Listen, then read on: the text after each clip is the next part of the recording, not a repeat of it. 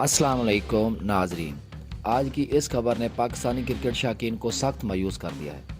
कौमी team star fast bowler Shaheen Shah Afridi की bowling इस मैच में मुकम्मल तौर पर बेकाबू नजर आई। शाहीन ने सिर्फ 2.4 ओवर में 45 रन दे डाले, कोई विकेट हासिल न कर सके, जबकि उनका इकोनॉमी रेट 16.85 रहा, जो कि किसी भी इंटरनेशनल बॉलर के लिए इंतहाई तशवीशनाक है। मैच का सबसे शर्मनाक लम्हा उस वक्त आया जब शाहीन ने एक ही ओवर में 3 नो बॉल करा दी, जिस पर अंपायर को कवानीन के मुताबिक ओवर मुकम्मल होने से पहले ही बॉलर तब्दील करवाना पड़ा। ये मंजर न सिर्फ टीम के लिए बल्कि करोड़ों पाकिस्तानी शौकीन के लिए भी शदीद शर्मिंदगी का बायस बना। सोशल मीडिया पर मदाहों ने शाहीन की लाइन, लेंथ और रिदम पर सख्त तनकीद की, जबकि माहिरीन का कहना है कि अगर फौरी तौर पर बॉलिंग कंट्रोल बेहतर ना किया गया तो आने वाले बड़े मैचेस में पाकिस्तान को नुकसान उठाना पड़ सकता है। आप इस कारकर्दगी के बारे में क्या कहते हैं? कमेंट में अपनी राय जरूर दें और वीडियो को लाइक और चैनल को सब्सक्राइब करना ना भूलें। शुक्रिया।